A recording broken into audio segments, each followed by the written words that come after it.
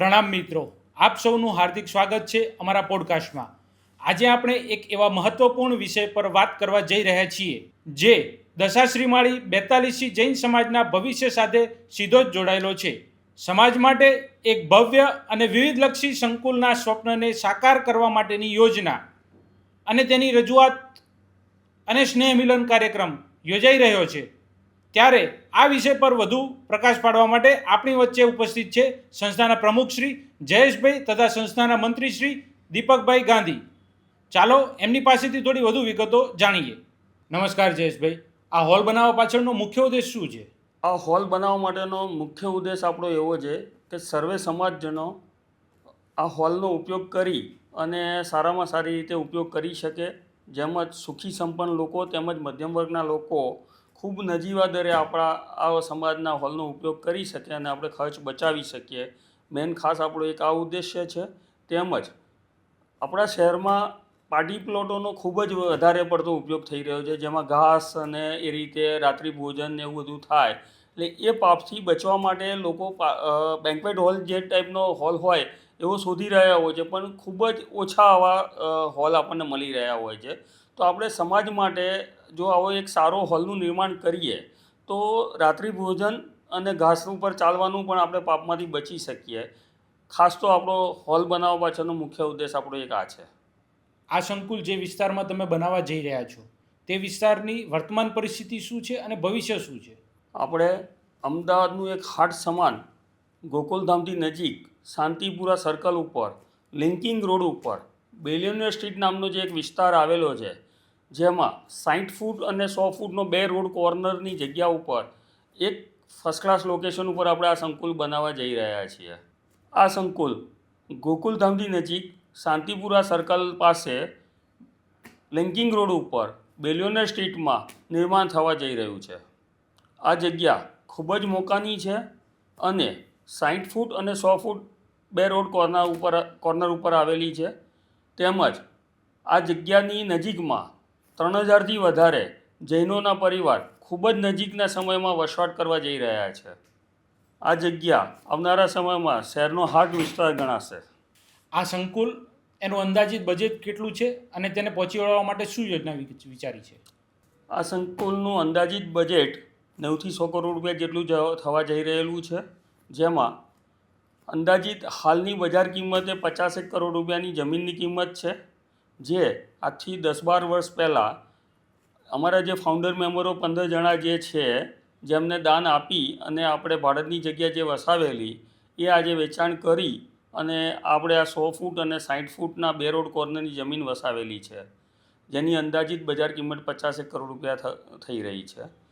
તેમજ વિવિધલક્ષી યોજનાઓ મૂકી અને 40 કરોડ રૂપિયાનું આપણે દાનની યોજનાઓ મૂકવામાં આવી રહી છે અને 40 કરોડ રૂપિયાનું અંદાજિત કન્સ્ટ્રક્શનનું બજેટ છે।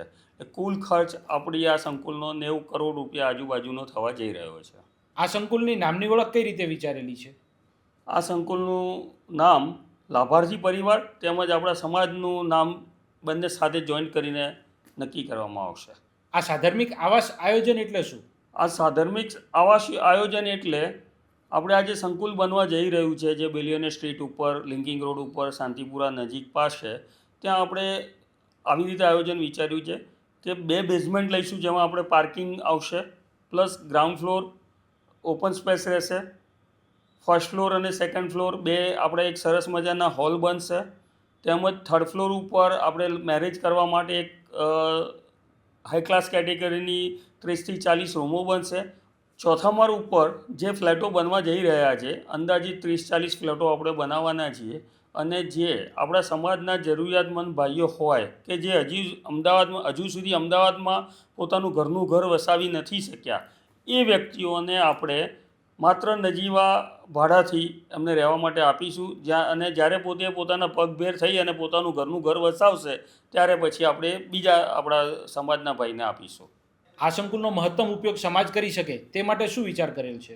આ સંકુલનો ઉપયોગ સમાજનો દરેક સભ્ય ઉપયોગ કરી શકશે, તેમજ સેક્શન 8ની કંપની બનાવવામાં આવશે અને સંકુલને સેક્શન 8 કંપનીમાં સમાવેશ કરવામાં આવશે અને સમાજના દરેક સભ્યને આમાં સભ્ય બનાવવામાં આવશે અને સભ્ય બનવા માટેની દાખલ ફી 1 લાખ રૂપિયા નક્કી કરેલી છે. ભવિષ્યમાં સમાજના ઉત્થાન માટે બીજા કયા પ્લાન વિચારી રહ્યા છો? ભવિષ્યમાં સમાજના ઉત્થાન માટે અમો એક હોસ્પિટલ માટે પણ વિચારી રહ્યા છીએ, તેમજ વિચારી નથી રહ્યા પણ હજી આગળ એવું લાગે છે કે આપણા સમાજને એક કોલેજ અને સ્કૂલની પણ જરૂરિયાત છે અમદાવાદમાં, અને એ માટે પણ સમાજે વિચારવું જોઈએ એવું મારું માનવું છે. નમસ્કાર દીપકભાઈ, જે સમાજનો આ હોલ બનવા જઈ રહ્યો છે તે સમાજ કયો? પ્રણામ કુણાલભાઈ, જય જિનેન્દ્ર. આ અમારો 42 ગામમાં વસેલો શ્રી દશાશ્રીમાળી 42 જૈન સમાજ છે. આ સમાજમાં અંદાજિત કેટલા પરિવારો છે અને ક્યાં ક્યાં વસેલા છે? આ સમાજમાં અંદાજિત 2000 પરિવારો છે, જે અમદાવાદ, સુરત, બોમ્બે તથા બનાસકાંઠાના અલગ અલગ ગામો અને ભારતના વિવિધ વિસ્તારમાં સ્થાયી થયેલા છે. સમાજના સૌથી વધુ પરિવારો અત્યારે ક્યાં રહી રહ્યા છે અને એનું ભવિષ્ય શું પરિસ્થિતિ છે? સમાજના મોટાભાગના આપણા પરિવારો અમદાવાદમાં વસવાટ કરે છે, અને અત્યારે એવું લાગે છે ભવિષ્યમાં પણ વધુ પડતા પરિવારો અમદાવાદને કેન્દ્ર સ્થાને રાખી અને વસવાટ કરશે.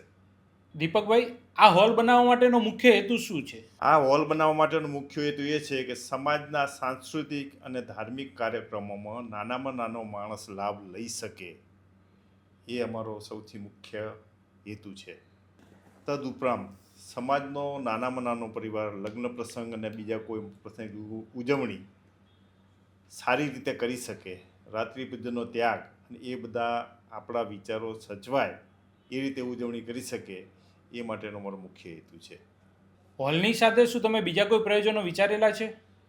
હોલની સાથે અમે વિવિધ પ્રકારના પ્રયોજનો વિચારી શકાય, જેવા છે દેરાસર, ઉપાશ્રય, માણીભદ્રવીર દાદાનું મંદિર, એ ઉપરાંત સાધર્મિક સંકુલ, અને હોલ જે બનાવવાનો છે એની અંદર રૂમોનું પણ આયોજન કરેલું છે, જેથી બહારથી આવેલા પરિવારો એનો સંપૂર્ણ લાભ લઈ શકે અને પ્રસંગ સારી રીતે ઉજવી શકે.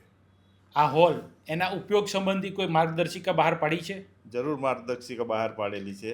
આની અંદર જૈન ધર્મમાં સચવાય એ રીતે રાત્રિ ભોજનનો ત્યાગ અને કંદમૂળનો ઉપયોગ ના થાય એ રીતેની વ્યવસ્થા વિચારેલી છે.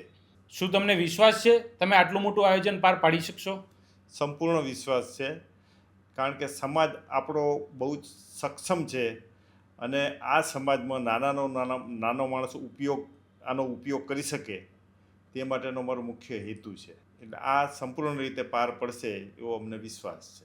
આ સંકુલની સારી રીતે જાળવણી કરવા માટેનો શું પ્લાન છે? હાલ કોઈ પ્લાન વિચાર્યો નથી, પણ સમાજના હોલનું નિર્માણ થયા પછી જ્યાં જ્યાં અમને જરૂર પડશે ત્યાં ત્યાં અમે સમાજનો ચોક્કસ ઉપયોગ કરીશું. આ પ્રોજેક્ટ સાથે જોડાયેલી તમારી વ્યક્તિગત ભાવના શું છે? આજે આપણે સૌ એક ઐતિહાસિક પ્રોજેક્ટના સાક્ષી બની રહ્યા છીએ.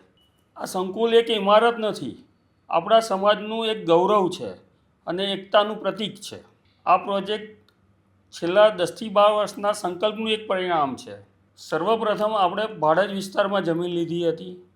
ખેતીની જમીન હોવાના કારણે અને પ્રીમિયમના કારણે વિલંબ થયો. શ્રી ગોવિંદભાઈ તલાટીના પ્રયત્નોથી આપણે કરોડો રૂપિયાનું પ્રીમિયમ ભરવાનું ટાળી શક્યા અને જમીન આપણી એને થઈ.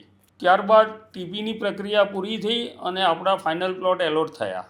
સમાજના આ કાર્યમાં શ્રી પુરુષોત્તમ રૂપાલા સાહેબનો મહત્ત્વપૂર્ણ ફાળો રહ્યો અને આપણને ફાઇનલ પ્લોટનું એલોટમેન્ટ સાથે રહીને સારી રીતે કરાવરાવ્યું. આ કાર્ય કરવામાં આપણને જે સમય લાગ્યો એમાં આપણને એવું દેખાયું કે હવે આપણી જમીનની કિંમત તો બહુ બધી વધી ગયેલી છે, પણ હવે આપણે આટલા એક નાનકડા પ્લોટમાં શું આપણે હોલ બનાવવો જોઈએ? તો એવું દેખાયું અને અમને અમારી ટીમ સાથે ચર્ચા કરતાં એવું લાગ્યું કે આપણને સમાજને જે ઉપયોગી છે એમાં આપણને આ જગ્યા નાની પડશે અને સમાજ કદાચ ઉપયોગ આનો ન પણ કરી શકે. તો અમે એક ડિસિઝન લીધું કે જમીન વેચીને નવી કોઈ સારી લોકેશને અને અમદાવાદમાં આપણને બધા જે પાલડી વિસ્તાર, સેટેલાઇટ વિસ્તારમાં રહે છે ત્યાંથી નજીક પડે એવા વિસ્તારમાં પણ આપણે કોઈ જગ્યા લઈએ. ઘણા બધા પ્રયત્નના અંતે આપણે ભાડજની જમીન વેચાણ કરી, પરંતુ અંતે 60 ફૂટ અને 100 ફૂટ 2 રોડ કોર્નરની બિલિયનર સ્ટ્રીટમાં લિંકિંગ રોડ ઉપર શાંતિપુરા નજીક જમીન મેળવવામાં સફળતા મળી. જે કરવું તે એક ભવ્ય કરવું, બેમિસાલ કરવું અને આલિશાન કરવું, એ જ અમારો ઉદ્દેશ્ય રહ્યો. This is a prestigious opportunity to contribute and be part of historic સમાજ પ્રોજેક્ટ. આવો આપણે સૌ સાથે મળીને સમાજના એક આ ઐતિહાસિક પ્રોજેક્ટના ભાગીદાર બનીએ. જય જિનેન્દ્ર. ખૂબ ખૂબ આભાર આપ સર્વેનો. આપે ખૂબ સુંદર રીતે શ્રી દશાશ્રીમાળી 42 જૈન સમાજ દ્વારા નિર્માણાધીન વિવિધલક્ષી સંકુલના સમગ્ર વિઝન સમજાવ્યું. મિત્રો, આ માત્ર એક બિલ્ડિંગ નથી, પણ આપણા સમાજના ભવિષ્ય માટેનું એક મજબૂત પગલું છે. ચાલો આપણે સૌ સાથે મળીને આ મહત્વપૂર્ણ કાર્યમાં ભાગીદાર બનીએ. તો તારીખ 3 મે 2026ના રોજ સાંજે 4 કલાકે આયોજિત સ્નેહ મિલનમાં આપની સહપરિવાર ઉપસ્થિતિ અને સહયોગ ખૂબ જ મહત્વનો છે. પ્રણામ.